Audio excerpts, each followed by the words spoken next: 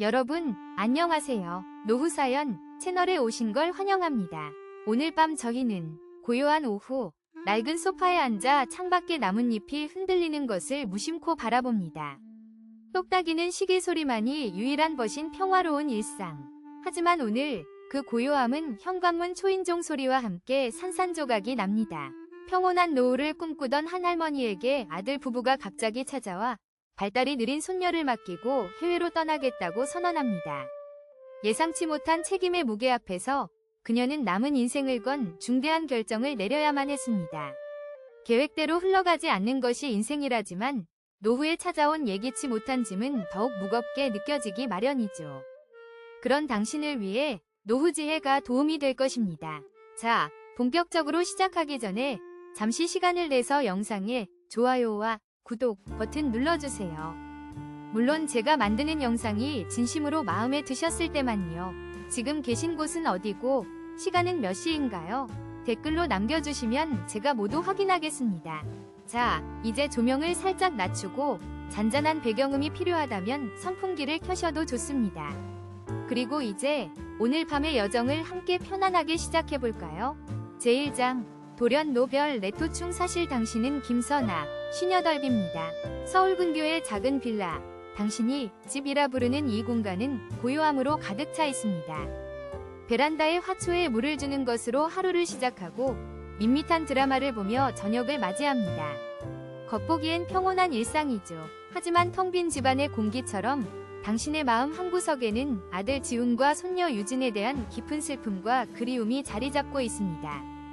그때입니다. 딩동. 약속도 없는 방문객에 당신은 고개를 갸웃거리며 현관으로 향합니다. 문을 열자 거기에는 굳은 표정의 아들 지훈과 아빠의 다리 뒤에 숨어 당신을 힐끔거리는 손녀 유진이 서 있습니다. 어쩐 일이니? 거실에 마주 앉았지만 어색한 침묵만이 흐릅니다. 지훈은 몇 번이나 헛기침을 하더니 마침내 무거운 입을 엽니다. 어머니, 저희 민지랑 같이 해외로 나가기로 했어요. 당신은 순간 아들의 성공을 축하해야 할지 서운함을 표해야 할지 알 수 없어 입을 뗍니다. 그래? 잘 됐구나. 그런데 갑자기 당신의 말이 채 끝나기도 전에 지훈은 폭탄 같은 말을 던집니다. 유진이는 어머니가 맡아주셨으면 해요. 지훈은 시선을 피하며 털어놓습니다. 사업 실패로 경제적으로 너무 힘들고 이곳에서는 유진이의 발달 지원을 제대로 돌봐줄 여력이 없다는 겁니다. 더 좋은 환경에서 재기하기 위해 유진이를 잠시 맡아달라는 변명. 하지만 그 말은 사실상 유진의 양육을 당신에게 떠넘기겠다는 선언이었습니다. 당신의 머릿속이 하얘집니다. 분노와 배신감이 치밀어 오릅니다. 평생을 가족을 위해 헌신했는데 이제 겨우 얻은 자신만의 시간마저 빼앗기게 생긴 겁니다. 하지만 당신의 시선은 불안한 듯 손가락만 꼼지락거리는 작은 아이, 유진에게 향합니다. 저 작고 여린 아이를 외면할 수는 없습니다. 당신은 떨리는 목소리로 천근만근 같은 결심을 내뱉습니다. 알겠다. 유진이는 내가 키우마. 제2장 신타나 생활투 갈등 노시마리 지훈의 차가 골목 끝으로 사라질 때까지 당신은 미동도 없이 그 자리에 서 있었습니다. 차가 남긴 희미한 매연만이 아들과의 이별을 실감케 했습니다. 등 뒤에서 당신의 낡은 스웨터 자락을 꼭 쥐고 있는 작은 손의 온기. 그것은 이제 당신이 짊어져야 할 삶의 무게이자 동시에 버텨내야 할 이유였습니다. 집으로 들어서자 지훈이 떠나기 전 어색하게 마셨던 냉수잔 2개가 식탁 위에 덩그러니 놓여 있었습니다. 방금 전까지 3사람이 있던 공간은 이제 둘만 남았지만 오히려 집은 전보다 더 좁고 답답하게 느껴졌습니다. 유진이는 여전히 아빠가 잡고 있던 손을 허공에서 더듬으며 불안한 눈으로 현관문만 쳐다보고 있었습니다. 아이의 맑은 눈에는 이해할 수 없는 슬픔과 혼란이 가득했습니다. 유진아, 이리 오렴. 할미한테. 당신은 최대한 부드러운 목소리로 아이를 불렀지만 유진이는 제자리에서 꼼짝도 하지 않았습니다. 그저 작은 입술을 달싹이며 알아들을 수 없는 소리만 낼 뿐이었습니다. 당신은 한숨을 삼키며 아이에게 다가가 웅크린 작은 등을 가만히 쓸어주었습니다. 아이의 몸은 잔뜩 긴장한 채 가늘게 떨리고 있었습니다.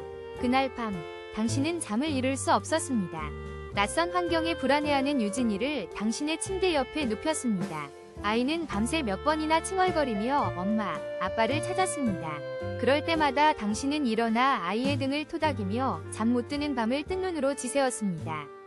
창밖은 칠흑 같은 어둠에 잠겨 있었고 당신의 마음도 한치 앞을 내다볼 수 없는 막막함에 사로잡혔습니다. 내가 잘할 수 있을까? 이 아이를 제대로 키워낼 수 있을까? 수십 번도 더 같은 질문을 되뇌었지만 대답 없는 메아리만이 텅 빈 가슴을 울렸습니다. 다음 날부터 새로운 일상이 시작되었습니다. 당신의 고요했던 아침은 유진이를 씻기고 밥을 먹이는 일로 분주해졌습니다. 편식이 심한 아이는 당신이 정성껏 차린 밥상을 밀어내기 일쑤였고 숟가락을 쥐어주어도 제대로 잡지 못하고 음식을 온통 흘렸습니다. 당신은 화를 낼 수도 그렇다고 마냥 내버려 둘 수도 없어 묵묵히 아이의 뒤를 따라다니며 옷과 바닥을 닦아야 했습니다. 경제적인 압박은 현실로 다가왔습니다. 남편이 남긴 얼마 안 되는 유산과 빠듯한 연금으로 근근히 생활해온 당신에게 아이 한 명을 더 책임지는 것은 보통 일이 아니었습니다. 장을 보러 가도 예전처럼 당신이 먹고 싶은 것을 고를 수 없었습니다.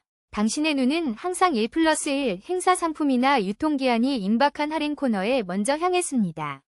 아이에게는 조금이라도 더 좋은 것을 먹이고 싶어 영양가 있는 식재료를 골라 담지만 정작 당신의 밥상은 김치와 나물 반찬이 전부인 날이 많아졌습니다. 어느 날 밤, 낡은 가계부를 펼쳐놓고 빡빡한 지출 내역을 한참이나 들여다보던 당신은 자신도 모르게 깊은 한숨을 내쉬었습니다. 지훈아, 너는 지금 어디서 뭘 하고 있니? 내 딸이 이렇게 힘겹게 살고 있는 걸 알기나 할까? 아들에 대한 원망이 파도처럼 밀려왔습니다. 유진이의 발달 지연은 당신의 가장 큰 걱정거리였습니다. 아이는 또래 아이들처럼 제잘거리며 말을 하지도 활발하게 뛰어놀지도 않았습니다. 대부분의 시간을 구석에 앉아 장난감 자동차 바퀴만 하염없이 굴리거나 의미 없는 소리를 반복해서 내뱉으며 자신만의 세계에 빠져 있었습니다. 당신은 아이의 마음을 열기 위해 동화책을 읽어주기도 하고 함께 그림을 그리려 애썼지만 유진이는 좀처럼 관심을 보이지 않았습니다. 아이의 닫힌 마음의 문 앞에서 당신은 번번이 좌절감을 느껴야 했습니다. 더 힘든 것은 세상의 차가운 시선이었습니다. 어느 화창한 오후, 당신은 유진이의 손을 잡고 동네 놀이터를 찾았습니다. 모처럼 아이의 얼굴에 웃음꽃이 피는가 싶어 마음이 놓이는 순간이었습니다. 하지만 그 평화는 오래가지 않았습니다. 미끄럼틀을 타려던 유진이가 갑자기 자기 순서를 기다리지 못하고 앞에 있던 아이를 밀친 것입니다. 밀쳐진 아이가 울음을 터뜨리자 그 아이의 엄마가 불같이 화를 내며 당신에게 달려왔습니다. 아니, 할머니, 애 교육을 어떻게 시키시는 거예요? 사과도 안 하고 뭐 하세요?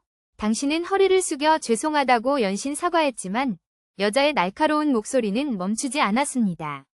요즘은 할머니들이 애를 키우니 문제야, 문제. 오냐오냐 키우니까 저렇게 버릇이 없지. 주변에 있던 다른 엄마들도 수군거리기 시작했습니다. 저 집 아들 부부가 이혼했다던데. 점점 애가 좀 이상하지 않아? 표정도 없고 말도 못하고. 그러게 저런 애를 왜 놀이터에 데리고 나와서 다른 애들한테 피해를 주는지 몰라. 비수처럼 날아와 박히는 말들. 당신은 얼굴이 화끈거려 고개를 들 수 없었습니다. 아무것도 모르는 유진이는 겁에 질려 당신의 다리 뒤에 숨어 바들바들 떨고 있었습니다. 당신은 아이의 손을 낚아채듯 잡고 서둘러 놀이터를 빠져나왔습니다. 집으로 돌아오는 내내 등 뒤에서 들려오는 듯한 비웃음 소리의 발걸음이 천근만근 무거웠습니다. 그날 이후 당신은 유진이를 데리고 사람이 많은 곳에 가는 것을 꺼리게 되었습니다. 당신과 유진이의 세상은 점점 더 작고 고립된 섬이 되어갔습니다. 엎친 데 덮친 격으로 유진이가 다니던 어린이집에서 연락이 왔습니다. 유진이가 다른 아이들과 어울리지 못하고 수업 활동에 전혀 참여하지 않으니 전문기관의 상담을 받아보는 것이 어떻겠냐는 정중하지만 단호한 권고였습니다. 사실상의 퇴원 조치였습니다. 당신은 수화기를 붙들고 아무 말도 할 수 없었습니다. 사회가 당신과 손녀를 밀어내고 있다는 생각에 참을 수 없는 외로움과 서러움이 복받쳤습니다. 그날 저녁 해외에 있는 지훈에게서 전화가 걸려왔습니다. 한 달에 한 번 정해진 시간에 걸려오는 의무적인 안부 전화였습니다. 어머니, 잘 지내시죠? 유진이는요? 아들의 목소리는 언제나처럼 가볍고 무심했습니다. 당신은 오늘 있었던 일을, 당신이 겪고 있는 서름을, 유진이의 상태에 대한 불안감을 모두 털어놓고 싶었습니다. 목구멍까지 차오른 말을 삼키고 또 삼켰습니다. 하지만 결국 당신의 입에서 나온 것은 마른 기침 섞인 대답이었습니다. 점점점, 우린 잘 지낸다. 유진이도 밥 잘 먹고 다행이네요. 여기는 아직 자리 잡으려면 멀었어요. 돈 붙여드려야 하는데 정말 죄송해요. 어머니, 당신은 더 이상 대화를 이어갈 힘이 없어 조용히 전화를 끊었습니다. 수화기를 내려놓자마자 참았던 눈물이 본물처럼 터져나왔습니다. 당신은 소리내어 울지도 못하고 주방 구석에 쪼그려 앉아 입술을 깨물며 눈물만 흘렸습니다. 어깨를 들썩이며 우는 당신의 등 뒤로 어느새 다가온 유진이가 다가와 작은 손으로 당신의 등을 가만히 쓸어주었습니다. 마치 당신이 밤마다 자신에게 해주었던 것처럼. 당신은 깜짝 놀라 고개를 돌렸습니다. 유진이는 무표정한 얼굴로 그저 당신을 빤히 바라보고 있었습니다. 하지만 그 눈빛 속에는 전과 다른 무언가가 담겨 있었습니다. 희미하지만 분명한 위로와 염려의 빛이었습니다. 당신은 흐르는 눈물을 닦을 생각도 못한 채 아이를 와락 끌어안았습니다. 유진아, 우리 유진이. 점점 아이의 작은 온기가 당신의 얼어붙었던 마음을 조금씩 녹여주었습니다. 세상 모두가 등을 돌려도 이 아이만은 내 곁에 있구나. 내가 이 아이를 지켜야만 하는구나. 당신은 차갑고 단단한 결심을 다졌습니다. 더 이상 피하지 않으리라. 숨지도 않으리라. 세상의 편견과 무관심에 맞서 싸워 이 작고 여린 아이의 유일한 방패가 되어주리라. 다음 날 아침, 당신은 날이 밝자마자 옷을 챙겨 입었습니다. 그리고 잠든 유진이의 머리를 부드럽게 쓰다듬어 주었습니다. 당신의 발걸음은 더 이상 망설임으로 무겁지 않았습니다. 당신은 구청과 주민센터, 아동발달상담센터의 주소를 적은 낡은 수첩을 손에 꼭 쥐고 현관문을 나섰습니다. 혼자서 모든 것을 해결해야 하는 외로운 싸움의 시작이었지만 당신의 눈빛은 그 어느 때보다 굳세고 단단하게 빛나고 있었습니다. 이제 당신은 그저 손녀를 떠맡은 늙은 할머니가 아니었습니다. 한 아이의 세상을 온몸으로 지켜내야 하는 강인한 보호자였습니다. 구청과 주민센터의 문턱은 생각보다 높고 차가웠습니다.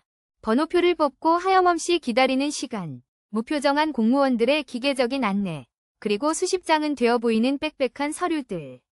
당신은 난생 처음 보는 낯선 용어들 앞에서 몇 번이나 고개를 숙여야 했습니다. 아동 발달 지원, 장애 등록 절차, 양육 보조금 신청. 모든 것이 복잡하고 막막했습니다. 간신히 서류를 접수하고 상담 예약을 잡았지만 가장 빠른 날짜가 몇 달 뒤라는 대답이 돌아왔습니다. 세상은 금방이라도 무너질 듯 위태로운 당신의 사정 따위는 아랑곳하지 않는다는 듯 느리고 태평하게만 흘러갔습니다. 며칠 동안 발품을 판 결과는 고작 몇 장의 접수증과 기약 없는 기다림뿐이었습니다. 집으로 돌아오는 길, 당신의 어깨는 천근만근 무거웠습니다. 현관문을 열자 유진이가 소파 구석에 웅크린 채 당신이 사준 낡은 곰 인형을 꼭 껴안고 있었습니다. 당신이 현관에 들어서는 소리에도 아이는 고개 한번 돌리지 않았습니다. 텅 빈 집안을 채우는 침묵이 마치 당신의 실패를 꾸짖는 듯했습니다. 내가 뭘 할 수 있을까? 이렇게 무력한데. 패배감이 목구멍까지 차올랐습니다. 그날 밤도 당신은 잠을 설쳤습니다. 옆에서 새근새근 잠든 유진이의 얼굴을 보며 미안함과 죄책감에 가슴이 미어졌습니다.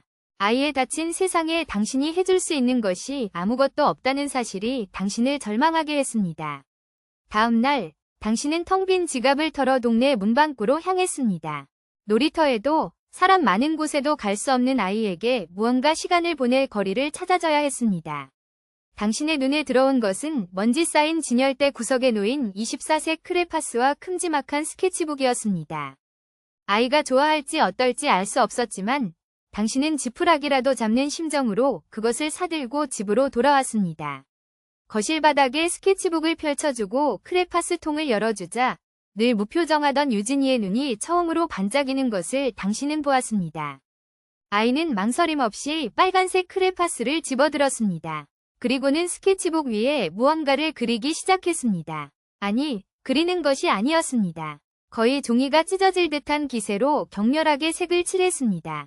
당신은 아이가 혹여나 다칠까, 스케치북을 망가뜨릴까 싶어 조마조마했지만 그 어느 때보다 집중하는 아이의 모습에 차마 말을 걸 수 없었습니다. 그렇게 1시간이 흘렀을까. 유진이는 온몸에 땀을 흘리며 크레파스를 내려놓았습니다. 스케치북 위에는 온통 검붉은 색의 소용돌이만이 남아있었습니다. 형체를 알아볼 수 없는 추상적인 그림. 하지만 당신은 그 그림에서 무어라 설명할 수 없는 강렬한 감정을 느꼈습니다. 그것은 분노 같기도, 슬픔 같기도, 혹은 터져나오지 못한 울음 같기도 했습니다. 그날 이후 그림 그리기는 유진이의 유일한 놀이이자 소통 방식이 되었습니다. 아이는 말 대신 그림으로 자신의 감정을 표현했습니다. 할머니가 끓여준 따뜻한 수프를 먹은 날에는 스케치북이 온통 노란색과 주황색으로 물들었고, 텔레비전에서 시끄러운 소리가 날 때면 검은색과 보라색으로 마구 핥힌 듯한 선들이 가득했습니다. 당신은 매일 밤 유진이가 남긴 그림들을 하나하나 넘겨보며 아이의 하루를, 아이의 마음을 읽었습니다. 그것은 마치 아이가 속삭이는 비밀 일기장과도 같았습니다. 그러던 어느 날 당신은 유진이가 그린 그림들 중에서 유독 눈에 띄는 한 장을 발견했습니다. 그것은 당신의 얼굴이었습니다. 서툴고 삐뚤빼뚤한 선이었지만 희끗희끗한 머리카락과 눈가의 주름, 그리고 당신이 자주 입는 꽃무늬 스웨터까지 영락없는 당신의 모습이었습니다. 그리고 그 얼굴 주변은 따뜻한 햇살 같은 노란색으로 가득 채워져 있었습니다. 당신은 자신도 모르게 그림을 가슴에 품고 눈물을 흘렸습니다. 아이가 당신을 보고 있었던 겁니다. 당신의 존재를 느끼고 있었던 겁니다. 작은 용기가 샘솟았습니다. 당신은 유진이가 그린 그림 몇 장을 조심스럽게 챙겨들고 예전에 유진이가 다녔던 어린이집으로 향했습니다. 당신을 내쫓듯 했던 그곳에 다시 찾아가는 것은 자존심 상하는 일이었지만 지금은 그런 것을 따질 때가 아니었습니다. 선생님, 잠시만요. 당신은 퇴근을 서두르던 박 선생님을 붙잡았습니다. 그녀는 당신을 보고 잠시 곤란한 표정을 지었지만 당신의 간절한 눈빛의 걸음을 멈췄습니다. 유진이 그림이에요. 한 번만 봐주시겠어요? 박 선생님은 마지못해 당신이 내민 그림들을 받아들었습니다. 처음에는 무심하게 넘기던 그녀의 눈이 페이지가 넘어갈수록 점점 커졌습니다. 전문적인 미술 교육을 받지는 않았지만 수많은 아이들의 그림을 봐왔던 그녀였습니다. 유진이의 그림에는 평범한 아이들에게서는 찾아볼 수 없는 독특한 색감과 과감한 구성, 그리고 아이의 내면이 고스란히 담긴 듯한 강렬한 힘이 있었습니다. 어머니, 이건 정말 유진이가 그린 게 맞나요? 그럼요. 매일같이 이렇게 그려요. 말은 안 해도 이걸로 자기 마음을 보여주는 것 같아요. 박 선생님은 한참 동안 그림에서 눈을 떼지 못했습니다. 그녀는 놀라움과 함께 약간의 죄책감을 느끼는 듯했습니다. 자신이 그저 문제가 있는 아이라고만 치부했던 아이에게 이런 놀라운 재능과 섬세한 감수성이 숨어있을 줄은 몰랐던 것입니다. 어머니, 제가 아는 분 중에 동네 문화센터에서 아동미술교실을 하시는 분이 계세요. 이 작가님이라고 아이들 마음을 잘 읽어주시는 분이에요. 한번 찾아가 보시는 게 어떨까요? 유진이에게 정말 좋은 기회가 될지도 몰라요. 그녀는 진심 어린 얼굴로 작은 메모지에 주소와 연락처를 적어주었습니다. 당신은 몇 번이고 고개를 숙여 감사 인사를 하고 어린이집을 나섰습니다. 등 뒤에서 들려오는 박 선생님의 목소리가 따뜻하게 귓가를 맴돌았습니다. 어머니, 힘내세요. 며칠 후 당신은 유진이의 손을 잡고 박 선생님이 알려준 문화센터를 찾았습니다. 낡은 상가 건물 2층에 위치한 작은 화실은 온갖 물감 냄새와 아이들의 웃음소리로 가득했습니다. 당신은 또다시 낯선 시선에 상처받을까 두려워 문 앞에서 망설였습니다. 그때 앞치마에 온통 물감을 묻힌 채 넉살 좋은 웃음을 짓는 한 남자가 다가왔습니다. 유진이와 어머님 되시죠? 박 선생님께 말씀 많이 들었습니다. 어서 들어오세요. 이 작가 이현우 씨였습니다. 그는 유진이를 보자마자 아이의 눈높이에 맞춰 몸을 낮췄습니다. 안녕, 꼬마 화가님. 나는 그림 그리는 이현우 아저씨야. 우리 같이 재미있는 색깔놀이 해볼까? 그는 유진이의 발달 상태나 말 못하는 것에 대해 묻지 않았습니다. 그저 유진이를 한 명의 화가로 대할 뿐이었습니다. 그는 유진이를 다른 아이들이 옹기종기 모여있는 큰 테이블이 아닌 창가 옆 조용한 공간으로 데려갔습니다. 그리고는 작은 스케치북이 아닌 아주 커다란 전지를 바닥에 펼쳐주었습니다. 크레파스 대신 손가락에 직접 묻혀 그릴 수 있는 핑거 페인팅 물감통들을 열어주었습니다. 유진이는 잠시 어리둥절한 듯 주변을 살폈지만 이내 눈앞에 펼쳐진 다채로운 색의 향연에 마음을 빼앗겼습니다. 아이는 조심스럽게 손가락을 파란색 물감에 담그더니 하얀 전지 위에 선을 긋기 시작했습니다. 이현우 작가는 아무런 지시도 간섭도 하지 않고 멀찍이 서서 그저 미소 띤 얼굴로 아이를 지켜볼 뿐이었습니다. 유진이의 손가락이 움직일 때마다 하얀 세상은 파란 바다가 되고 노란 햇살이 쏟아지고 초록의 숲이 우거졌습니다. 아이는 처음으로 자신을 가두던 작은 스케치북의 경계를 넘어 자유롭게 자신의 세상을 펼쳐냈습니다. 그 모습을 지켜보던 당신의 눈가에 뜨거운 것이 차올랐습니다. 교실 구석에 앉아있던 다른 학부모들도 아이들도 어느새 유진이의 그림에 쏠려 와 하는 작은 탄성을 내뱉었습니다. 그 시선은 더 이상 차가운 편견이나 동정이 아니었습니다. 순수한 감탄과 호기심이었습니다. 수업이 끝난 후 이현우 작가가 당신에게 다가와 말했습니다. 어머니, 걱정 마세요. 유진이는 말이 조금 늦을 뿐 누구보다 풍부한 자기만의 세상을 가진 아이입니다. 언어는 그림이 대신해주고 있잖아요. 이곳에서는 누구도 유진이를 이상하게 보지 않을 겁니다. 여기서는 우리 모두가 그냥 그림을 사랑하는 친구들이니까요. 집으로 돌아오는 길, 당신은 유진이의 손을 꼭 잡았습니다. 아이의 손은 물감이 채 지워지지 않아 얼룩덜룩했지만 그 어느 때보다 따뜻하게 느껴졌습니다.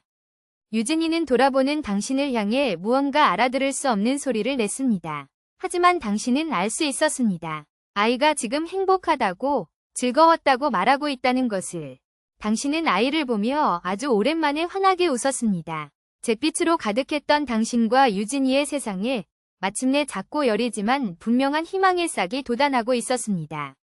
그 싹은 앞으로 어떤 꽃을 피우게 될지 알 수 없었지만 당신은 이제 그 싹을 정성껏 보살피고 키워낼 힘과 용기를 얻었습니다.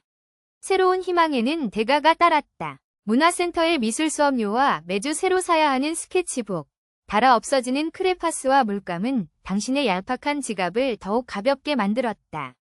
유진이가 그림을 그리는 동안 보여주는 환한 미소는 무엇과도 바꿀 수 없는 기쁨이었지만 당신은 밤마다 잠든 아이의 얼굴을 보며 조용히 가계부를 펼쳐야 했다. 줄어드는 잔고를 볼 때마다 심장이 서늘하게 내려앉았다. 남편이 남긴 유산은 이미 바닥을 보이고 있었고 한 달에 한 번 들어오는 쥐꼬리만 한 연금으로는 두 사람의 생계를 꾸려나가기에 턱없이 부족했다. 돈이 필요해. 무슨 일이든 해야 해. 결심은 섰지만 환갑을 바라보는 나이에 특별한 기술도 없는 당신을 받아줄 곳은 많지 않았다. 신문 구석의 구일랑과 동네 직업 소개소 문 앞을 몇 번이나 서성거렸다. 식당 주방 보조, 급구, 빌딩 야간 청소원 모집. 젊은 시절에는 거들떠보지도 않았을 일들이었지만 지금 당신에게는 선택의 여지가 없었다. 며칠 후 당신은 새벽 4시에 몸을 일으켰다. 유진이가 깨지 않도록 조심스럽게 옷을 챙겨 입고 식탁 위에 아이가 일어나면 먹을 수 있도록 빵과 우유를 놓아두었다. 아직 어둠이 가시지 않은 차가운 새벽 공기를 가르며 당신은 집에서 버스로 3정거장 떨어진 상가 건물을 향해 걸었다. 당신의 첫 번째 일터, 빌딩 청소였다. 텅 빈 복도를 걸레질하고 수십 개의 화장실을 낙수 냄새와 씨름하며 닦아냈다. 뻣뻣하게 굳은 허리를 펼 때마다 억소리가 절로 나왔고 찬물에 손을 담글 때마다 손마디가 시큰거렸다. 해가 뜰 무렵 일이 끝나면 당신은 불이 나게 집으로 돌아와 유진이를 깨워 씻기고 아침을 먹였다. 아이를 문화센터에 데려다주고 난 뒤 당신은 다시 두 번째 일터인 동네 식당의 주방으로 향했다. 점심 장사가 시작되면 주방은 전쟁터와 같았다. 산더미처럼 쌓이는 그릇들을 쉴 새 없이 닦아냈고 뜨거운 증기와 음식물 쓰레기 냄새 속에서 허리 한 번 제대로 펴지 못하고 오후 시간을 보냈다. 젊은 아르바이트생들은 당신을 이모님이라 불렀지만 그들의 눈에는 당신을 향한 존중보다는 안쓰러움이 섞여 있었다. 손목은 시큰거렸고 다리는 퉁퉁 부어 감각이 무뎌졌다. 그렇게 하루의 노동이 끝나고 집으로 돌아오면 온몸이 낙덩이처럼 무거웠다. 하지만 당신은 유진이 앞에서 단 한 번도 힘든 내색을 하지 않았다. 녹초가 된 몸을 이끌고 돌아와도 문 앞에서 당신을 기다리는 유진이를 보면 모든 피로가 거짓말처럼 사라지는 듯했다. 우리 강아지, 오늘 그림 많이 그렸어? 할미한테 보여줄까? 당신은 지친 기색을 감추고 일부러 더 밝게 웃으며 아이를 끌어안았다. 유진이는 당신의 품에 안겨 고개를 끄덕이며 새로 그린 그림들을 자랑스럽게 펼쳐 보였다. 아이의 그림은 당신의 고된 노동에 대한 가장 큰 보상이었다. 유진이는 놀랍게 성장하고 있었다. 이현우 작가의 지도 아래 아이의 그림은 날개를 단 듯 자유로워졌다. 처음에는 감정의 배설구에 가까웠던 격렬한 색과 선들은 점차 형태와 이야기를 갖추기 시작했다. 유진이는 이제 단순히 감정을 터뜨리는 것을 넘어 자신이 보고 느끼는 세상을 그림으로 표현하고 있었다. 어느 날 유진이는 파란색과 회색 물감으로 온통 젖어있는 그림을 그렸다. 그림 속에는 창밖으로 비가 내리는 풍경과 그 창가에 조그맣게 웅크리고 앉아있는 아이의 뒷모습이 담겨 있었다. 당신은 그 그림을 보고 가슴이 쿵 내려앉았다. 당신이 식당에서 일하는 동안 혼자 집을 지키며 비오는 창밖을 바라보았을 아이의 외로움이 고스란히 전해져 왔기 때문이다. 당신은 아무 말 없이 아이를 꼭 안아주었다. 미안하다. 혼자 두어서 미안하다. 말없이 전하는 사과에 유진이는 당신의 등을 작은 손으로 토닥여 주었다. 괜찮다는 듯이 당신의 고된 일상과 유진이의 성장은 그렇게 서로의 그림자처럼 맞물려 돌아갔다. 당신이 새벽 찬 공기를 맞으며 청소를 할 때 유진이는 꿈속에서 새로운 그림을 구상했다. 당신이 식당 주방에서 땀 흘릴 때 유진이는 화실에서 그 땀방울만큼이나 열정적으로 캔버스를 채워나갔다. 하지만 현실의 벽은 여전히 높았다. 당신이 두 가지 일을 하며 버는 돈은 딱 생활비와 유진이의 수업료를 감당할 정도였다. 갑자기 아이가 아프기라도 하면 병원비는 고스란히 빚으로 남을 터였다. 그러던 어느 날 당신에게 더 큰 시련이 닥쳤다. 당신이 일하던 식당이 경영난으로 갑자기 문을 닫게 된 것이다. 하루아침에 수입의 절반이 끊기자 당신의 눈앞은 캄캄해졌다. 그날 밤 당신은 낡은 장롱 서랍 깊숙한 곳에서 작은 비단 주머니를 꺼냈다. 그 안에는 당신의 결혼 반지와 함께 남편이 세상을 떠나기 전 마지막 생일 선물로 주었던 작은 금목걸이가 들어있었다. 남편의 체온이 남아있는 듯한 유일한 유품이었다. 당신은 목걸이를 손에 쥐고 한참을 망설였다. 이걸 팔면 몇 달은 버틸 수 있겠지. 하지만 남편과의 마지막 연결고리마저 끊어내는 것 같아 차마 발걸음이 떨어지지 않았다. 밤새 뒤척이다 새벽녘에 잠이 깼을 때 당신은 옆에서 자고 있던 유진이가 끙끙 앓고 있는 것을 발견했다. 아이의 이마는 불덩이처럼 뜨거웠다. 당신은 겁에 질려 아이를 업고 응급실로 달려갔다. 급성 편도선염이라는 진단이 나왔고 며칠간 입원을 해야 한다는 의사의 말에 당신의 가슴은 철렁 내려앉았다. 당장 수중에 있는 돈으로는 입원 수속조차 밟을 수 없었다. 결국 당신은 병원 로비에 유진이를 잠시 앉혀두고 비단 주머니를 쥔 채 밖으로 달려나갔다. 해가 막 떠오르기 시작한 새벽거리. 당신은 가까운 그 문방 문을 미친 듯이 두드렸다. 당신의 절박한 모습에 잠이 덜 깬 주인이 나와 문을 열어주었다. 이거 팔게요. 얼마 받을 수 있을까요? 떨리는 손으로 내민 목걸이를 받아든 주인이 저울의 무게를 재고 계산기를 두드리더니 무심하게 액수를 불렀다. 생각보다 훨씬 적은 금액이었지만 당신은 따질 경황이 없었다. 남편의 마지막 온기와 맞바꾼 몇 장의 지폐를 구겨지도록 손에 쥐고 당신은 다시 병원으로 향했다. 우리 유진이 이제 괜찮아. 할미가 다 해결했어. 링거를 꽂고 칭얼거리는 아이의 손을 잡으며 당신은 애써 웃어 보였지만 눈에서는 뜨거운 눈물이 하염없이 흘러내렸다. 비참함과 서러움에 어깨가 떨려왔다. 그때 유진이가 작은 손으로 당신의 뺨에 흐르는 눈물을 닦아주었다. 그리고는 더듬거리는 목소리로 아주 작은 소리로 속삭였다. 울지 마. 당신은 숨을 멈췄다. 아이가 처음으로 내뱉은 의미를 가진 단어였다.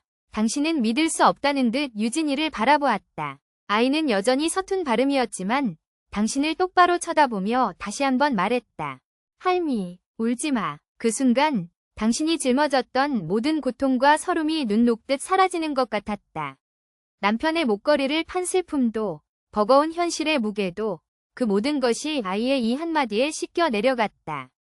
당신은 아이를 끌어안고 이번에는 기쁨의 눈물을 흘렸다. 며칠 후 건강을 되찾는 유진이는 퇴원하자마자 스케치북을 찾았다. 그리고는 꼬박 하루 동안 그림에만 몰두했다. 다음 날 이현우 작가에게 보여주기 위해 문화센터에 들렀을 때 유진이가 내민 그림을 보고 당신과 이 작가는 할 말을 잃었다. 그림 속에는 낡고 오래된 커다란 나무 한 그루가 그려져 있었다. 비바람에 가지 몇 개는 부러지고 껍질은 벗겨져 있었지만 그 나무는 굳건하게 땅에 뿌리를 내리고 있었다. 그리고 그 거친 나뭇가지 사이사이에 세상의 모든 색을 담은 듯한 작고 아름다운 꽃들이 활짝 피어 있었다. 폭풍우가 지나간 뒤 맑게 갠 하늘을 배경으로 상처 입었지만 결코 쓰러지지 않고 수많은 생명을 피워낸 강인한 나무의 모습. 그것은 바로 당신, 김선아의 모습이었다. 이현우 작가는 감탄과 감동이 뒤섞인 표정으로 그림을 바라보며 말했다. 어머니, 유진이는 다 알고 있었던 거예요. 어머니의 희생과 사랑을요. 그리고 그걸 이겨낼 힘이 자신에게 있다는 것도요. 이 그림의 제목은 우리 할머니는 나무래요. 유진이가 직접 정했어요. 당신은 그림에서 눈을 떼지 못했다. 당신이 고된 노동으로 지켜낸 아이는 이제 그림을 통해 당신을 지켜주고 있었다. 세상의 편견과 무관심 속에서 홀로 힘겨워하던 당신에게 너는 혼자가 아니라고, 내가 당신의 곁에 있다고 온 마음을 다해 말해주고 있었다. 집으로 돌아오는 길, 당신은 더 이상 일자리를 잃은 초라한 노인도 아들에게 버림받은 불쌍한 할머니도 아니었다. 당신은 한 그루의 커다란 나무였다. 비록 상처투성이일지라도 세상에서 가장 아름다운 꽃을 피워낸 강하고 위대한 나무였다. 당신은 유진이의 손을 잡은 당신의 손을 내려다보았다. 청소약품과 거친 수세미에 상해 쭈글쭈글해진 손이었지만 지금껏 살아오면서 가장 가치 있고 단단한 손처럼 느껴졌다. 당신과 유진이의 세상은 혹독한 시련이라는 걸음을 먹고 서로의 마음속에 더욱 깊고 단단하게 뿌리내리고 있었다. 이현우 작가의 추천으로 당신은 유진이를 위한 더 큰 세상의 문을 두드리기로 결심했다. 그것은 바로 전국 어린이 미술대전이었다. 나의 가장 소중한 보물이라는 주제를 들었을 때 당신의 가슴은 이미 벅차올랐다. 유진이에게는 그려낼 보물이 너무나도 많았기 때문이다. 하지만 동시에 아이를 또다시 경쟁과 평가의 장으로 내모는 것이 아닐까 하는 두려움이 엄습했다. 놀이터에서의 상처가 아직도 당신의 가슴에는 생생한 흉터로 남아있었다. 어머니, 유진이는 준비가 됐어요. 이제 세상이 유진이를 맞이할 준비를 해야 할 차례입니다. 이현우 작가의 확신에 찬 말에 당신은 용기를 냈다. 당신은 가진 돈을 털어 유진이의 키만 한 커다란 캔버스와 전문가용 아크릴 물감을 사주었다. 생전 처음 보는 크고 하얀 세상 앞에서 유진이는 잠시 망설이는 듯했다. 아이는 며칠 동안 텅 빈 캔버스 주위를 맴돌기만 할 뿐 섣불리 붓을 들지 못했다. 대회라는 단어의 무게, 상이라는 목표가 아이의 자유로운 손을 오가매고 있는 듯했다. 당신은 조바심을 내지 않고 묵묵히 기다려주었다. 며칠이 지난 어느 날 밤, 유진이는 마침내 붓을 들었다. 하지만 아이는 이내 답답한 듯 붓을 내려놓고 당신이 처음 그림을 가르쳐 주었던 그날처럼 손가락에 직접 물감을 묻히기 시작했다. 당신은 아이의 등을 가만히 쓸어주었다. 괜찮아, 유진아. 네가 하고 싶은 대로, 내 마음이 이끄는 대로. 그날부터 유진이는 며칠 동안 캔버스에 매달렸다. 아이는 당신의 얼굴을, 당신의 손을, 그리고 당신과 함께했던 시간들을 그렸다. 당신이 새벽 청소를 나갈 때 창문으로 보이던 희미한 가로등 불빛, 식당 주방의 뜨거운 김, 당신의 무릎을 베고 잠들었을 때 보았던 천장의 낡은 무늬까지. 아이는 자신의 기억 속에 담긴 당신의 모든 순간을 캔버스 위에 쏟아냈다. 그리고 그림의 가장 중앙에는 주름지고 거칠어진 당신의 두 손이 그려졌다. 그 손은 마치 돼지처럼 작고 연약한 새싹 하나를 소중하게 감싸 안고 있었다. 그 새싹은 바로 유진, 자기 자신이었다. 그림이 완성되었을 때 당신과 이현우 작가는 그 경이로운 작품 앞에서 한동안 말을 잊었다. 그림의 제목은 유진이가 서툰 글씨로 캔버스 귀퉁이에 직접 썼다. 할머니의 손은 약손. 시상식이 열리던 날, 당신은 낡았지만 가장 깨끗하게 다려입은 옷을 입고 유진이의 손을 잡았다. 화려한 옷차림의 부모들과 제잘거리는 아이들로 가득한 강당에서 당신과 유진이는 마치 섬처럼 외따로 보였다. 당신은 주눅이 들려는 자신을 다잡으며 유진이의 어깨를 꼭 감싸 안았다. 괜찮아. 우리는 그림으로 말하면 돼. 장려상, 입선, 동상, 은상. 수많은 아이들의 이름이 불려 지나갔지만 유진이의 이름은 들려오지 않았다. 당신의 마음은 점점 차갑게 식어갔다. 역시 무리였을까? 이 아이에게 또 상처를 준 것은 아닐까? 후회가 밀려오며 고개를 숙이려던 순간이었다. 그리고 올해 전국 어린이 미술대전 영예의 대상은 장내에 팽팽한 긴장감이 흘렀다. 참가번호 74번 김유진 양의 할머니의 손은 약손입니다. 순간 강당 안의 모든 소리가 아득하게 멀어졌다. 당신은 자신의 귀를 의심했다. 사회자가 다시 한번 유진이의 이름을 외치고 여기저기서 박수 소리가 터져나왔다. 어리둥절한 표정의 유진이가 당신을 돌아보았다. 당신은 그제야 현실을 깨닫고 아이를 와락 끌어안았다. 눈물이 쉴 새 없이 흘러내렸다. 슬픔이나 서러움의 눈물이 아니었다. 기쁨과 감사, 그리고 세상 모든 것에 대한 감동이 뒤섞인 뜨거운 눈물이었다. 무대 위로 올라간 유진이는 자기 몸만 한 트로피와 상장을 받아들었다. 아이는 조명이 눈부신 듯 눈을 깜빡이면서도 객석에 앉아 눈물을 훔치는 당신을 찾아내고는 희미하게 미소 지었다. 심사위원장은 마이크를 잡고 유진이의 그림에 대해 이렇게 평했다. 이 그림은 어린아이가 그렸다고는 믿기 어려운 깊이와 감동을 담고 있습니다. 거칠지만 따뜻한 할머니의 손은 한 아이를 지켜낸 위대한 사랑과 희생을, 그 손에 안긴 작은 새싹은 그 사랑 속에서 피어난 강인한 생명력과 희망을 상징합니다. 기교를 넘어 진심으로 그린 그림이 얼마나 큰 울림을 줄 수 있는지 우리 모두에게 보여주었습니다. 이 그림은 단순한 작품이 아니라 한편이 아름답고 위대한 서사시입니다. 시상식이 끝나고 유진이의 그림 앞에는 수많은 사람들이 몰려들었다. 기자들은 연신 플래시를 터뜨렸고 다른 학부모들은 감탄과 놀라움이 뒤섞인 표정으로 그림에서 눈을 떼지 못했다. 저런 손을 가진 할머니는 어떤 분일까? 아이의 마음이 얼마나 깊으면 저런 그림을 그릴 수 있을까? 사람들의 수군거림은 더 이상 당신에게 상처를 주는 비수가 아니었다. 그것은 당신과 유진이가 함께 견뎌온 세월에 대한 진심 어린 찬사였다. 그때 잘 차려입은 한 중년 여성이 당신에게 다가와 조심스럽게 명함을 건넸다. 그녀는 자신을 유명 갤러리의 큐레이터라고 소개했다. 어머님, 그리고 유진 양. 정말 대단한 재능입니다. 혹시 괜찮으시다면 저희 갤러리에서 유진 양의 개인전을 열어보고 싶습니다. 이 아이의 이야기는 더 많은 사람들에게 알려져야만 합니다. 개인전. 당신은 꿈에도 상상하지 못했던 말에 아무 대답도 할 수 없었다. 당신의 등 뒤에 숨어있던 유진이가 고개를 빼꼼 내밀었다. 아이는 당신과 갤러리 큐레이터를 번갈아 보더니 이내 당신의 쭈글쭈글한 손을 꼭 잡았다. 아이의 작은 손에서 전해져 오는 온기와 단단한 믿음. 당신은 더 이상 망설일 필요가 없었다. 그날 밤 작은 빌라의 낡은 식탁 위에는 유진이가 받아온 커다란 트로피가 금빛으로 반짝이고 있었다. 그것은 단순한 상이 아니었다. 세상의 편견에 맞서 싸운 당신의 지난한 세월에 대한 훈장이었고 닫힌 세상의 문을 스스로 열고 나온 한 아이의 위대한 승리의 증표였다. 당신은 잠든 유진이의 머리를 쓰다듬으며 아이가 그린 그림, 할머니의 손은 약손을 가만히 들여다보았다. 그림 속 당신의 손은 더 이상 고된 노동으로 상처 입은 초라한 손이 아니었다.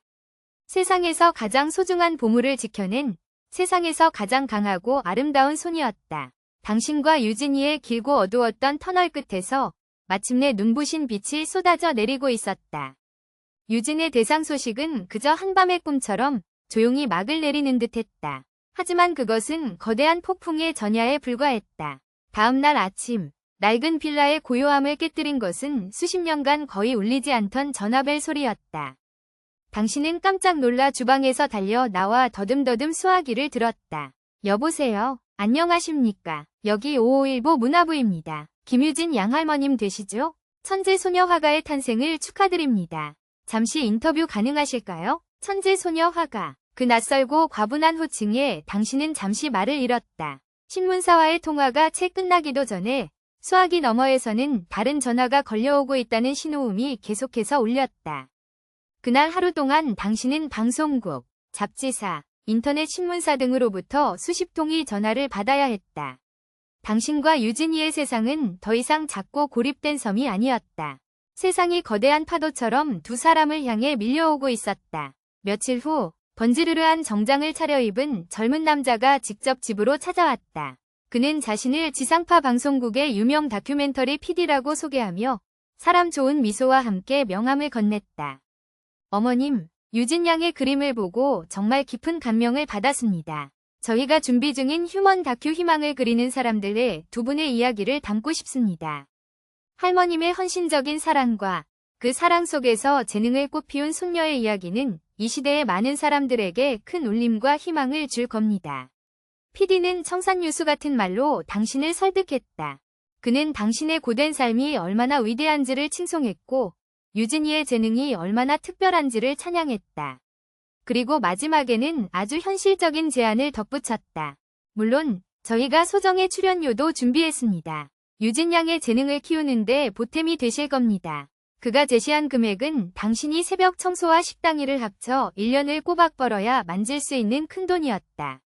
당신의 마음이 흔들렸다. 이 돈만 있으면 더 이상 유진이의 물감값을 걱정하지 않아도 되리라. 아이에게 더 좋은 환경을 만들어줄 수 있으리라. 하지만 그의 번들거리는 눈빛 어딘가에서 당신은 당신과 유진이의 삶을 한편이 잘 팔리는 상품으로 여기는 듯한 묘한 불안감을 느꼈다. 그 불안감은 곧 현실이 되었다. 방송국 PD가 다녀간 다음 날부터 당신의 작은 빌라 앞에는 낯선 사람들이 진을 치기 시작했다. 대포만 한 카메라를 든 기자들, 마이크를 들고 기회를 엿보는 리포터들이었다. 당신이 쓰레기를 버리러 잠시 문을 열기만 해도 그들은 벌떼처럼 달려들어 플래시를 터뜨리고 질문을 쏟아냈다. 할머님, 유진 양을 버리고 떠난 아드님께 하실 말씀 없으신가요? 지금 심정이 어떠세요? 아들 내외가 다시 찾아오면 받아주실 건가요? 유진 양은 엄마 아빠가 보고 싶지 않대요?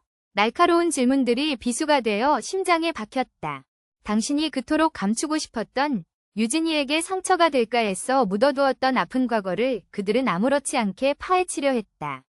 당신은 황급히 문을 닫고 들어왔지만 심장은 분노와 모멸감으로 거세게 뛰었다. 세상의 소라는 유진이의 다쳤던 마음을 다시 얼어붙게 만들었다. 아이는 창밖의 그림자만 보여도 겁에 질려 당신의 등 뒤로 숨었고 밤에는 악몽을 꾸는 듯 칭얼거리며 잠을 설쳤다. 무엇보다 당신의 가슴을 아프게 한 것은 유진이가 더 이상 그림을 그리지 않는다는 사실이었다. 아이의 유일한 언어이자 세상이었던 스케치북과 캔버스는 거실 구석에서 먼지만 뒤집어 쓴 채 방치되었다. 당신이 애써 아이의 손에 쥐어준 붓은 힘없이 바닥으로 떨어졌다. 아이의 눈은 다시 예전처럼 초점을 잃고 텅 비어 있었다. 당신은 견딜 수 없었다. 이 모든 것이 당신의 욕심 때문은 아니었을까. 잠시나마 세상의 인정과 금전적 보상에 흔들렸던 자신을 자책했다. 결국 당신은 다급하게 이현우 작가에게 전화를 걸어 조언을 구했다. 선생님, 제가 어떻게 해야 할지 모르겠어요. 유진이가 다시 아파해요. 수화기 너머로 들려오는 당신의 떨리는 목소리에 이현우 작가는 잠시 침묵하더니 차분하게 말했다. 어머니, 세상의 관심은 양날의 검입니다. 유진이의 재능을 세상에 알릴 기회이기도 하지만 아이의 순수한 세상을 망가뜨릴 수도 있어요. 방송국의 카메라는 아이의 그림뿐만 아니라 아이의 상처까지도 상품으로 만들려고 할 겁니다.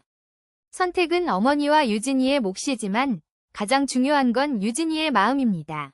돈이나 명예보다 지금 유진이에게 가장 필요한 게 무엇인지 생각해보세요. 그의 말은 혼란스러웠던 당신의 머릿속을 명쾌하게 정리해주었다. 전화를 끄는 당신은 웅크리고 앉아있는 유진이에게 다가가 조용히 등을 쓸어주었다. 지금 유진이에게 필요한 것은 세상의 스포트라이트가 아니었다. 시끄러운 찬사도 두둑한 출연료도 아니었다. 아이에게 필요한 것은 예전과 같은 고요한 시간, 그리고 그 시간을 온전히 함께해줄 할머니의 따뜻한 손길뿐이었다. 그날 밤, 당신은 잠든 유진이의 옆에서 작은 스케치북 하나를 발견했다. 아이가 며칠 만에 몰래 그린 그림이었다. 그 속에는 당신과 유진이가 사는 작은 집이 그려져 있었다. 그런데 그 집 주위에는 아주 높고 두꺼운 벽이 성벽처럼 둘러쳐져 있었고 작은 문에는 커다란 자물쇠가 채워져 있었다. 그리고 벽 안쪽에서 당신과 유진이 두 사람이 손을 꼭 잡고 환하게 웃고 있었다. 당신은 그림을 가슴에 품고 소리 없이 울었다. 아이가 하고 싶은 말이 무엇인지, 아이가 원하는 세상이 어떤 것인지 알 수 있었다. 다음 날 아침, 당신은 결심을 굳혔다. 당신은 먼저 방송국 PD에게 전화를 걸었다. PD님, 저희는 방송에 나가지 않겠습니다. 수화기 너머의 PD는 당황하며 당신을 설득하려 했지만 당신의 목소리는 단호했다. 우리 유진이는 아직 세상의 시끄러운 소리보다 물감 냄새와 조용한 시간을 더 좋아하는 아이입니다. 돈보다, 명예보다 저는 제 손녀의 세상을 지켜주고 싶습니다. 그게 할미인 제 역할이니까요. 당신은 정중하지만 흔들림 없이 거절의 뜻을 전하고 전화를 끊었다. 그러고는 시상식 날 명함을 건넸던 갤러리 큐레이터에게 전화를 걸었다. 관장님, 저 유진이 할머니입니다. 개인전 제안, 감사히 받아들이고 싶습니다. 다만 몇 가지 조건이 있습니다. 당신은 떨리는 마음을 다잡고 용기를 내어 말했다. 유진이에 대한 사적인 인터뷰는 일절 거절할 것. 언론의 취재는 갤러리를 통해서만 제한적으로 진행할 것. 그리고 모든 관심은 오직 유진이의 그림에만 집중되도록 해줄 것. 당신의 조건에 큐레이터는 잠시 놀라는 듯했지만 이내 흔쾌히 대답했다. 물론입니다, 어머님. 저희도 그렇게 생각합니다. 진정한 예술가는 보호받아야 마땅하죠. 유진 양의 작품 세계를 온전히 보여줄 수 있도록 저희가 든든한 울타리가 되어드리겠습니다. 모든 통화를 마쳤을 때 당신은 마치 큰 전쟁을 치른 장수처럼 온몸의 기운이 빠져나가는 것을 느꼈다. 하지만 마음은 놀랍도록 평온했다. 당신은 빌라 앞을 서성이던 기자들이 모두 떠난 것을 확인하고 나서야 굳게 닫아두었던 커튼을 활짝 열었다. 따스한 햇살이 거실 안으로 쏟아져 들어왔다. 그때 거실 구석에 웅크리고 있던 유진이가 천천히 몸을 일으켰다. 아이는 햇살이 비추는 캔버스 앞으로 다가가 망설임 없이 붓을 집어들었다. 그리고는 노란색 물감을 듬뿍 묻혀 하얀 캔버스 위에 커다랗고 환한 해를 그리기 시작했다. 그 모습을 지켜보던 당신의 입가에 아주 오랜만에 평화로운 미소가 번졌다. 세상의 거센 폭풍우는 지나갔다. 당신은 다시 한번 유진이의 방패가 되어 아이의 여린 세상을 지켜냈다. 이제 두 사람 앞에는 새로운 길이 놓여 있었다. 요란한 방송국 카메라 앞이 아닌 고요하고 진실된 갤러리의 하얀 벽 앞에 설 시간이었다. 당신은 다시 붓을 움직이기 시작한 유진이의 작은 등 뒤에서 그 어떤 시련이 와도 결코 부서지지 않을 단단한 희망을 보았다. 유진의 첫 개인전이 열리는 날 아침, 당신의 작은 빌라에는 오랜만에 설렘과 긴장이 함께 감돌았다. 당신은 밤새 다려놓은 단 하나뿐인 외출복을 곱게 차려입었다. 유진이 역시 당신이 어젯밤 새로 사준 하얀 원피스를 입고 작은 숙녀처럼 앉아 있었다. 아이는 더 이상 불안에 떨지 않았다. 갤러리에 자신의 그림이 걸린다는 사실을, 그리고 그곳에는 자신을 이해해주는 사람들만 올 것이라는 사실을 아는 듯 아이의 얼굴에는 조용한 기대감이 서려 있었다. 당신은 화장대 앞에 앉아 아주 옅게분을 발랐다. 거울에 비친 당신의 얼굴에는 그간의 고생이 깊은 주름으로 새겨져 있었지만 눈빛만은 그 어느 때보다 맑고 단단했다. 모든 준비를 마치고 유진이의 손을 잡고 막 현관문을 나서려던 순간이었다. 딩동. 약속 없는 초인종 소리에 당신의 심장이 덜컥 내려앉았다. 또다시 기자들이 찾아온 것일까? 당신은 유진이를 등 뒤로 감추며 조심스럽게 문을 열었다. 그러나 문 밖에는 카메라를 든 기자 대신 믿을 수 없는 사람이 서 있었다. 지훈아, 아들 지훈이었다. 하지만 당신이 기억하던 번지르르한 성공의 야망에 불타던 아들의 모습은 온데간데 없었다.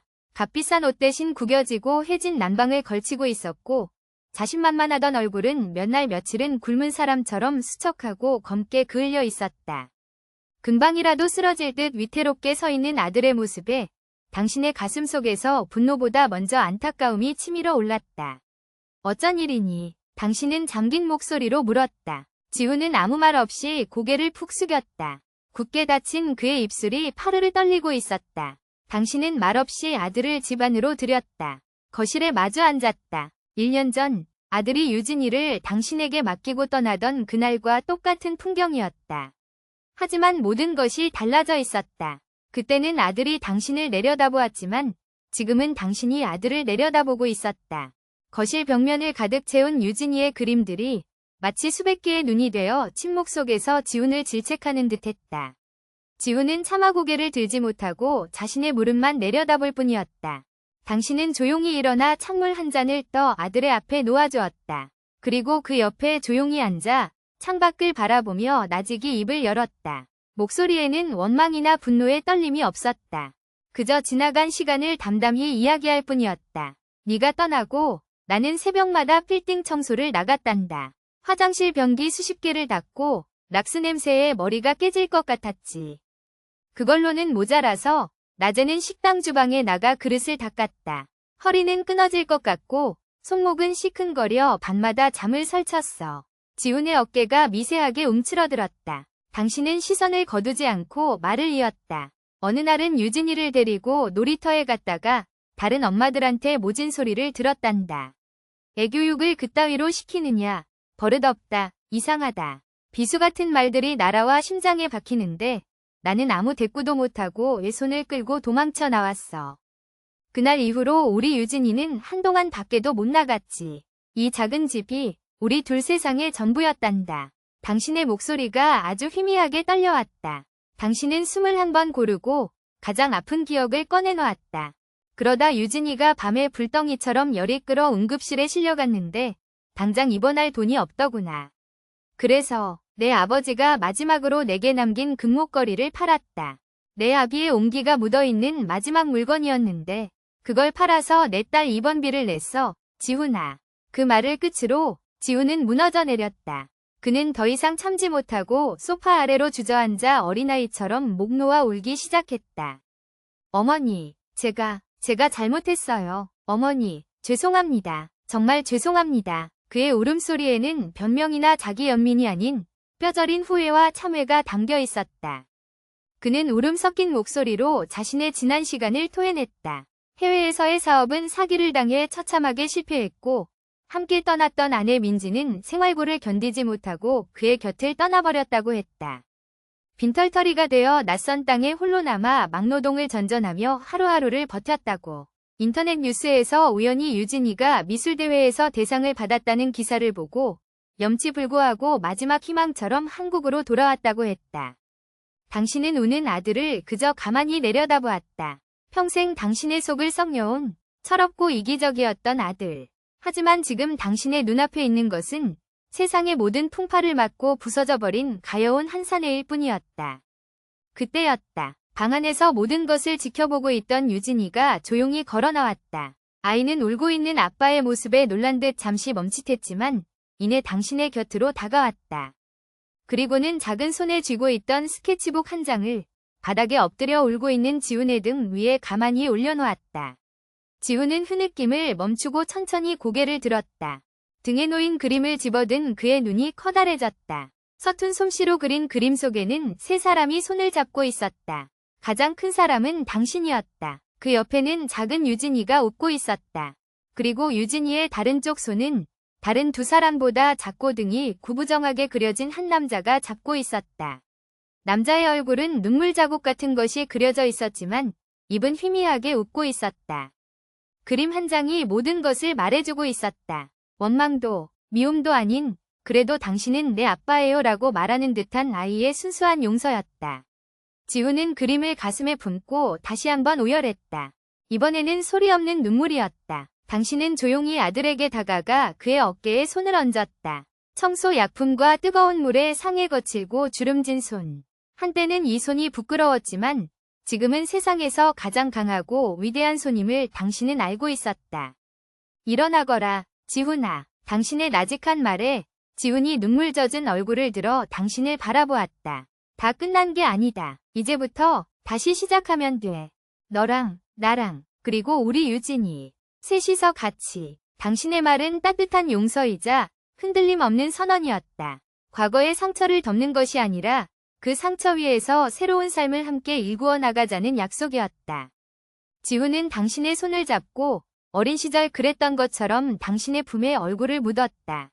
그날 오후 갤러리에는 세 사람이 함께 들어섰다. 낡았지만 깨끗한 옷을 입은 할머니와 하얀 원피스를 입은 작은 소녀, 그리고 그들보다 반 발자국 뒤에서 세상을 다 잃은 듯하면서도 무언가를 되찾는 듯한 표정의 한 남자. 갤러리 관장과 이현우 작가가 입구에서 그들을 맞았다. 그들은 지훈의 존재에 대해 아무것도 묻지 않았다. 그저 세 사람을 향해 따뜻한 미소를 보내줄 뿐이었다. 갤러리 내부는 유진이가 창조한 세상으로 가득 차 있었다. 노란 햇살, 검붉은 분노, 따뜻한 수프의 주황색, 비 오는 날의 외로운 파란색. 그리고 갤러리의 가장 중앙, 가장 밝은 조명을 받고 있는 곳에 할머니의 손은 약손이 걸려 있었다. 수많은 관람객들이 그림 앞에서 감탄하고 숙연해지고 눈시울을 붉혔다. 당신은 더 이상 그들의 시선이 두렵지 않았다. 당신은 유진이의 손을, 그리고 다른 한 손으로는 지훈의 손을 꼭 잡았다. 지훈은 고개를 숙인 채 자신의 어리석음이 빚어낸 이 위대한 작품 앞에서 차마 말을 잇지 못했다. 그는 자신의 딸이 어떤 고통 속에서 이 그림을 그렸는지, 그리고 자신의 어머니가 어떤 사랑으로 그 시간을 지켜냈는지를 비로소 온몸으로 깨닫고 있었다.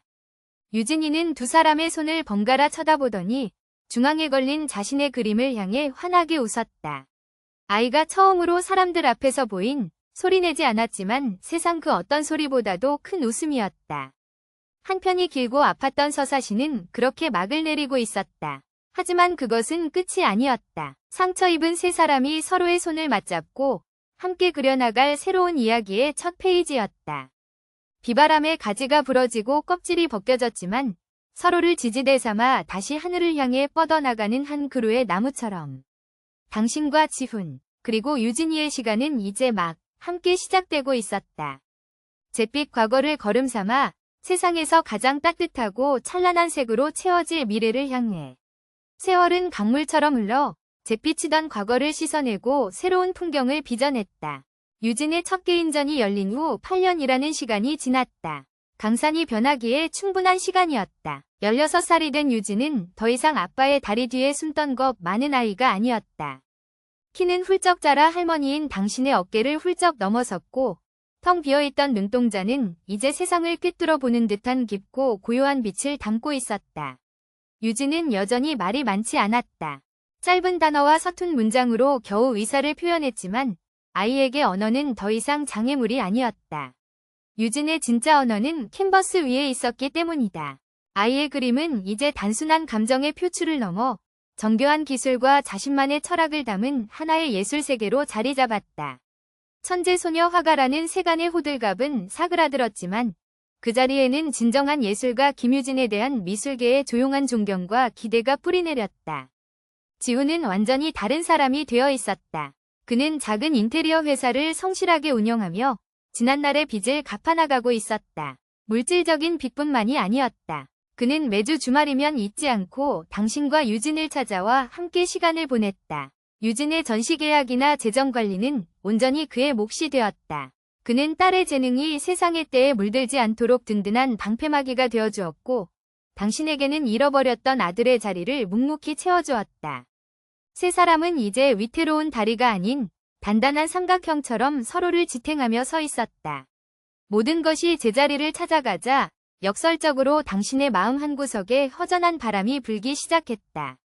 유진은 이제 혼자서도 화실에 가고 친구들과 짧은 메시지를 주고받으며 자신의 세상을 넓혀가고 있었다. 당신이 새벽부터 밤까지 온몸을 던져 지켜내야 했던 작고 연약한 새싹은 이제 스스로 비바람을 견뎌내는 튼튼한 나무로 자라나고 있었다.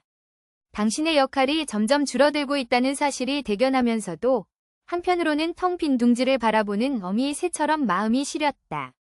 이제 나는 무엇을 위해 살아야 하나. 그러던 어느 날 오후 당신은 유진의 화실에 들렀다가 처음 보는 광경을 목격했다.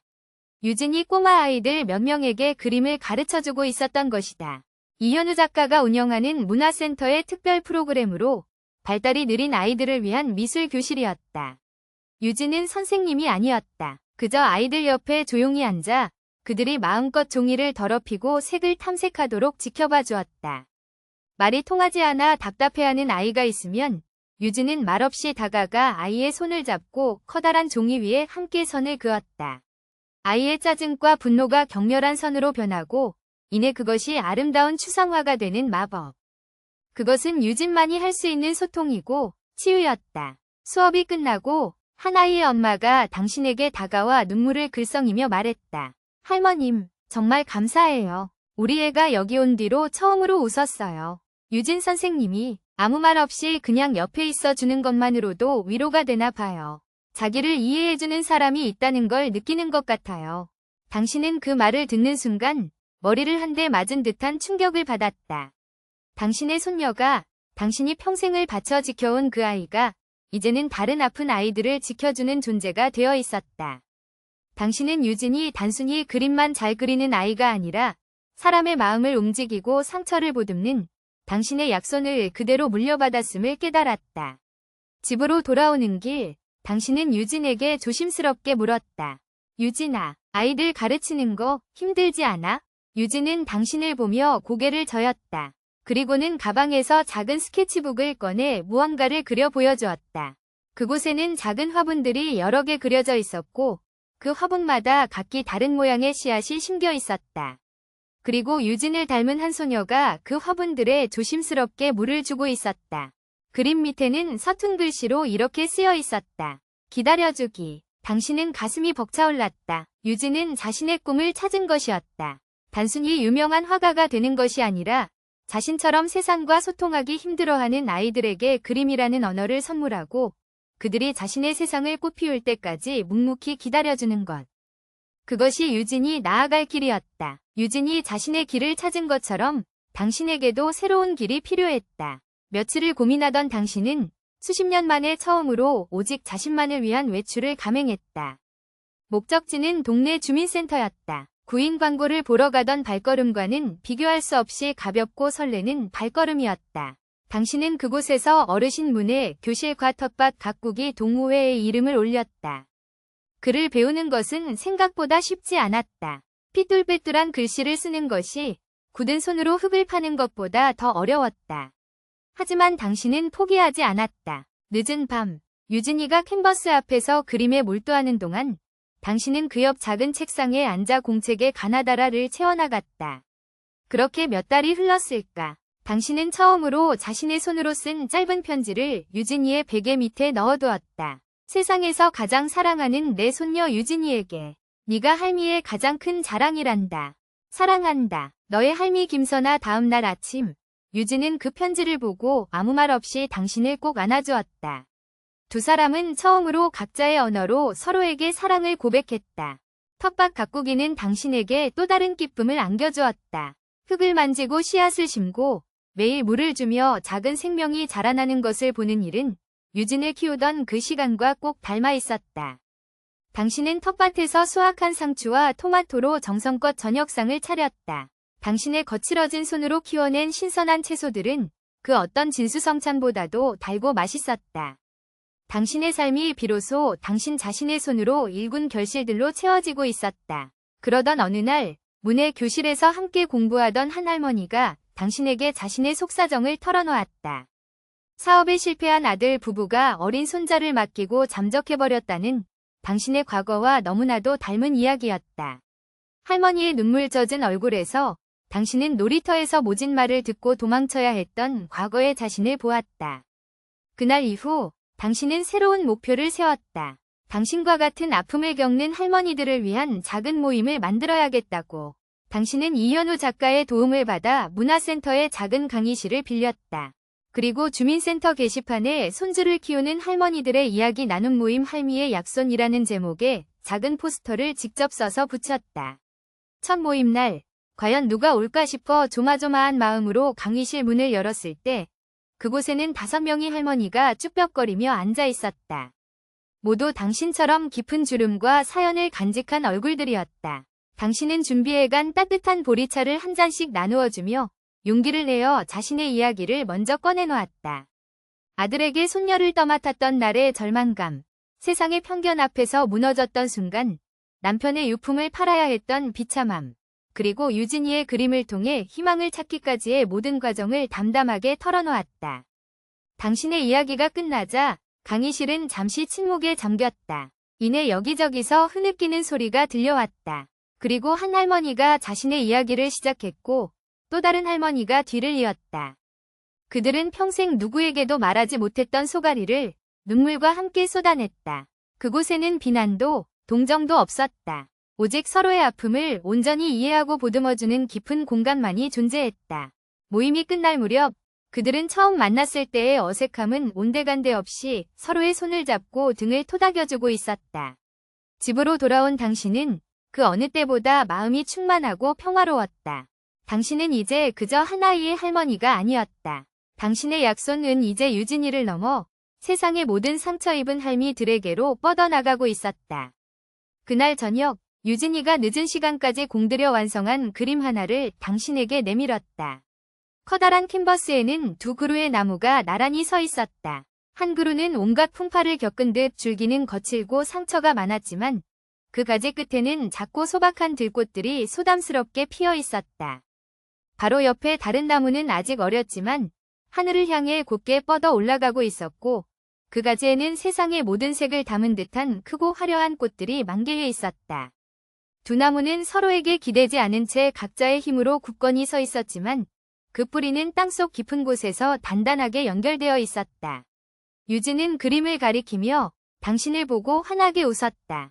그 웃음은 당신에게 말하고 있었다. 할머니, 이제 괜찮아요. 우리 각자의 자리에서 이렇게 함께 아름다운 꽃을 피워요. 당신은 유진을 말없이 끌어안았다. 고된 노동으로 쭈글쭈글해진 당신의 손과 물감으로 얼룩진 유진의 손이 서로의 등을 따뜻하게 감쌌다. 잿빛으로 가득했던 세상은 이제 두 사람이 각자의 빛으로 피워낸 다채로운 색깔의 꿈들로 가득 채워지고 있었다. 어둠의 터널은 완전히 끝났고 이제 두 사람의 앞에는 각자의 길, 그러나 결국에는 함께 이어질 찬란한 미래가 펼쳐져 있었다. 어느새 여든의 문턱을 훌쩍 넘긴 당신의 아침은 흙냄새와 커피향으로 시작됩니다. 한때는 낙수 냄새와 새벽의 찬 공기만이 당신의 아침을 열었지만 이제는 베란다를 가득 채운 화초들에게 물을 주고 갓 내린 따뜻한 커피 한 잔을 마시는 것으로 하루를 엽니다. 서울 근교의 작은 빌라는 그대로지만 낡고 텅 비어있던 공간은 이제 생명력으로 가득 차 있습니다. 벽마다 걸린 유진의 그림들은 집안의 사계절이 되었고 베란다의 푸른 잎사귀들은 살아있는 희망이 되었습니다. 똑딱이는 시계 소리는 더 이상 외로움의 증표가 아니라 평화로운 시간의 흐름을 알려주는 정겨운 배경음입니다.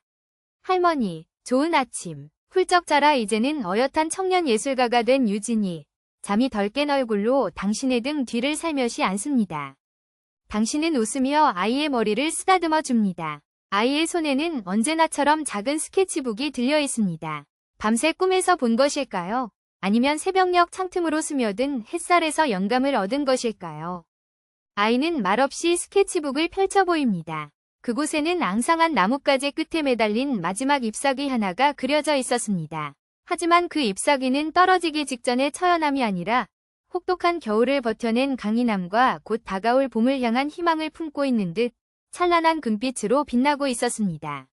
우리 강아지, 오늘도 멋진 그림을 그렸네. 당신은 유진의 그림을 더 이상 분석하거나 이해하려 애쓰지 않습니다. 그저 느끼고 받아들일 뿐입니다. 아이의 그림은 이제 당신 삶의 일부이자 두 사람의 가장 깊은 대화 방식이 되었으니까요. 오후가 되면 당신은 조심스럽게 외출 준비를 합니다. 가장 아끼는 꽁무니 블라우스에 서툴지만 직접 뜬 목도리를 두릅니다. 당신이 향하는 곳은 문화센터의 작은 강의실, 할미의 약손 모임이 있는 곳입니다. 8년 전 5명으로 시작했던 작은 모임은 이제 자리가 부족할 정도로 많은 할머니들의 안식처가 되었습니다. 오늘도 어김없이 처음 모임에 나온 듯한 한 할머니가 눈물을 쏟아내며 자신의 이야기를 털어놓습니다. 아들 부부가 남기고 간 어린 손주, 감당할 수 없는 현실의 무게, 세상의 차가운 시선. 그것은 거울처럼 당신의 과거를 비추는 이야기였습니다.